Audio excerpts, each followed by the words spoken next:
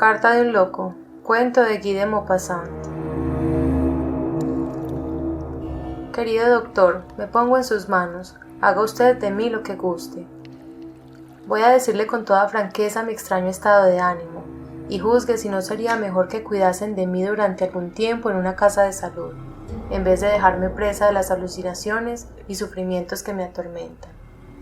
Esta es la historia, larga y exacta, de la singular enfermedad de mi alma.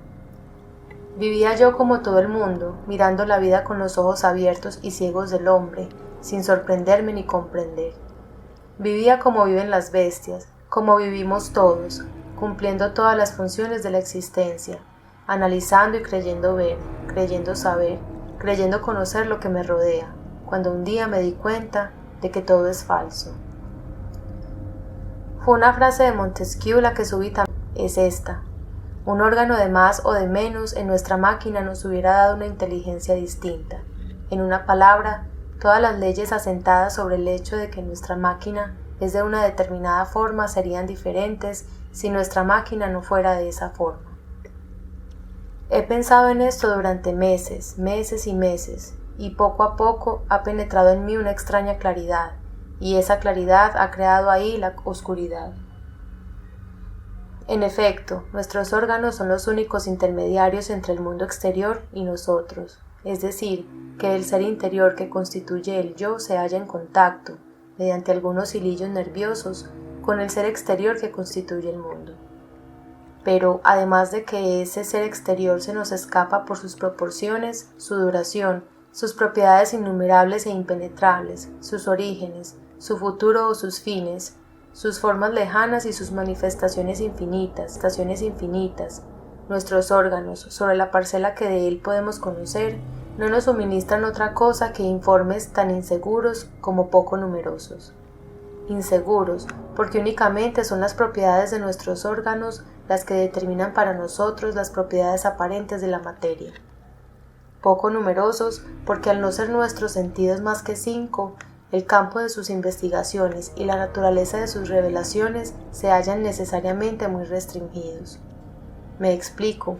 La vida nos indica las dimensiones, las formas y los colores. Nos engaña en esos 3 puntos. No puede revelarnos otra cosa que los objetos y seres de dimensión media, proporcionados a la estatura humana, lo cual nos lleva a aplicar la palabra grande a determinadas cosas y la palabra pequeña a otras, solo porque su debilidad no le permite conocer lo que es demasiado vasto o demasiado menudo para él.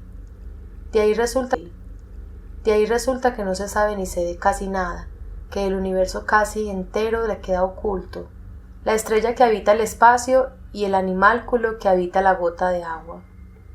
Incluso aunque tuviera 100 millones de veces su potencial normal, aunque viese en el aire que respiramos todas las especies de seres invisibles, así como los habitantes de los planetas próximos, todavía quedarían numerosos infinitos de especies de animales más pequeños y mundos tan lejanos que jamás alcanzarían.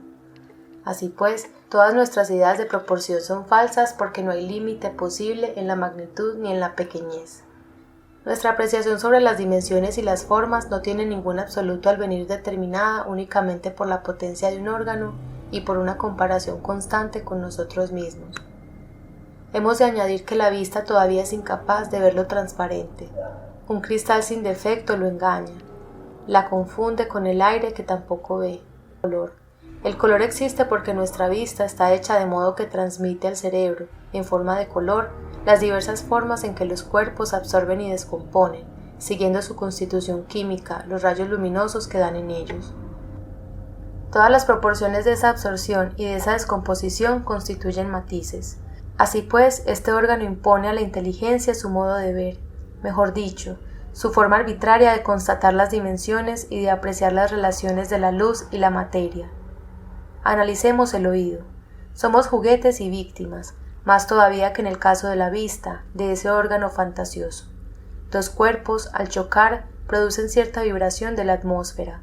Ese movimiento hace estremecerse en nuestra oreja cierta pielecilla que trueca inmediatamente en ruido lo que en realidad no es otra cosa que una vibración. La naturaleza es muda, pero el tímpano posee la propiedad milagrosa de transmitirnos en forma de sonidos y de sentidos diferentes el número de vibraciones, todos los estremecimientos de las ondas invisibles del espacio. Esa metamorfosis realizada por el nervio auditivo en el breve trayecto de la oreja al cerebro nos ha permitido crear un arte extraño. La música, la más poética y precisa de las artes, vaga como un sueño y exacta como el álgebra. ¿Qué decir del gusto y del olfato? ¿Conoceríamos los perfumes y la calidad de los alimentos sin las propiedades peregrinas de nuestra nariz y nuestro paladar? Sin embargo, la humanidad podría existir sin oído, sin gusto y sin olfato, es decir, sin ninguna noción del ruido, del sabor y del olor. Así pues, si tuviéramos algunos órganos menos, desconoceríamos cosas admirables y singulares, pero si tuviéramos algunos más, descubriríamos a nuestro alrededor una infinidad de otras cosas que nunca supondremos por falta de medio para constatarlas. Por lo tanto, nos equivocamos cuando juzgamos lo conocido, y estamos rodeados de desconocido inexplorado. Por lo tanto, todo es inseguro y puede apreciarse de diferentes maneras. Todo es falso, todo es posible, todo es dudoso. Formulemos esta certidumbre sirviéndonos del viejo proverbio: verdad a este lado de los Pirineos, error al otro lado. Y decimos: verdad en nuestro órgano, error en el de al lado. 2 y 2 no deben ser 4 fuera de nuestra atmósfera. Verdad en la Tierra, error más lejos, de donde deduzco que los misterios vislumbrados como la electricidad, el sueño hipnótico, la transmisión de la voluntad, la sugestión y todos los fenómenos magnéticos solo siguen ocultos para nosotros porque la naturaleza no nos ha proporcionado el órgano o los órganos necesarios para comprenderlos. Después de haberme convencido de que todo lo que me revelan mis sentidos solo existe para mí tal y como yo lo percibo, y de que sería totalmente diferente para otro ser organizado de otro modo, después de haber llegado a la conclusión de que una humanidad hecha de otra forma tendría sobre el mundo, sobre la vida y sobre todo ideas absolutamente opuestas a las nuestras, porque el acuerdo de las creencias solo deriva de la similitud de los órganos humanos, y las divergencias de opiniones provienen únicamente de ligeras diferencias de funcionamiento de nuestros hilillos nerviosos. He hecho un esfuerzo de pensamiento sobrehumano para suponer lo impenetrable que me rodea. ¿Me he vuelto loco? Me he dicho: estoy rodeado de cosas desconocidas. He supuesto al hombre desprovisto de orejas y he supuesto el sonido como suponemos tantos misterios ocultos. El hombre constata fenómenos acústicos cuya naturaleza y procedencia no podría determinar. Y he tenido miedo de todo lo que me rodea, miedo del aire, miedo de la oscuridad. Desde el momento en que no podemos conocer casi nada y desde el momento en que todo es ilimitado. ¿Qué es el resto? ¿No es el vacío? ¿No es el vacío? ¿Qué hay en el vacío aparente? Y ese terror confuso de lo sobrenatural que acosa al hombre desde el nacimiento del mundo es legítimo, porque lo sobrenatural no es otra cosa que lo que permanece velado para nosotros. Entonces he comprendido el espanto. Me ha parecido que rozaba constantemente el descubrimiento de un secreto del universo. He intentado aguzar mis órganos, excitarlos, hacerles percibir por momentos lo invisible. Me he dicho: todo es un ser. El grito que pasa en el aire es un ser comparable a la bestia, puesto que nace, produce un movimiento y se transforma incluso para morir. Por lo tanto, el espíritu pusilánime que cree en seres incorpóreos no se equivoca. ¿Quiénes son? ¿Cuántos hombres los presienten? Se estremecen cuando se acercan, tiemblan con su imperceptible contacto. Uno los siente a su lado, alrededor, pero es imposible los ojos que los verían, o mejor dicho, el órgano desconocido que podría descubrirlos. Así pues, sentía en mí, más que nadie, a esos transeúntes sobrenaturales, seres o misterios. ¿Lo sé acaso? No podría decir lo que son, pero siempre podría señalar su presencia, y he visto un ser invisible, hasta donde puede verse a esos seres. Permanecía noches enteras inmóvil, sentado ante mi mesa, con la cabeza entre las manos y pensando en esto, pensando en ellos. De pronto creí que una mano intangible, o más bien un cuerpo inasequible, rozaba ligeramente mi pelo. No me tocaba, por no ser de esencia carnal, sino de esencia imponderable, incognoscible. Pero una noche oí crujir el entarimado a mis espaldas. Crujió de un modo singular, me estremecí, me volví, no vi nada, y no volví a pensar en ello. Pero al día siguiente, a la misma hora, se produjo el mismo ruido. Tuve tanto miedo que me levanté, seguro, completamente seguro de que no estaba solo en mi cuarto. No se veía nada, sin embargo. El aire estaba límpido y transparente en todas partes. Mis 2 lámparas iluminaban todos los rincones. El ruido no se repitió y fui calmándome poco a poco. Sin embargo, permanecía inquieto y me volvía a menudo.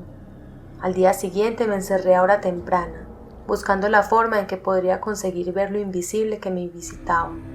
Y lo vi. Estuve a punto de morir de terror. Había encendido todas las bujías de mi chimenea y mi lustro. La habitación estaba iluminada como para una fiesta. Sobre la mesa ardían mis 2 lámparas. Frente a mí, la cama, una vieja cama de roble con columnas. A la derecha mi chimenea, a la izquierda la puerta con el cerrojo echado. A mi espalda un grandísimo armario de luna. Me miré en él. Tenía unos ojos extraños y las pupilas muy dilatadas. Luego me senté como todos los días. La víspera y la antevíspera del ruido se había producido a las 9:22. Esperé. Cuando llegó el momento preciso, percibí una sensación indescriptible, como si un fluido irresistible hubiera penetrado en mí por todas las parcelas de mi carne, sumiendo mi alma en un espanto atroz, y se produjo el crujido justo a mi lado. Me incorporé volviéndome tan deprisa que estuve a punto de caerme. Se veía como en pleno día, pero yo me vi en el espejo. Estaba vacío, claro, lleno de luz. Yo no estaba adentro, y sin embargo me hallaba enfrente. Lo miré con ojos enloquecidos. No me atrevía a avanzar hacia él, sintiendo que entre nosotros se interponía él, lo invisible, y que me tapaba. ¡Qué miedo pasé! Y al fondo del espejo, en una bruma como a través del agua, y me parecía que aquella agua fluía de izquierda a derecha, lentamente, volviéndome más preciso segundo a segundo. Era como el final de un eclipse.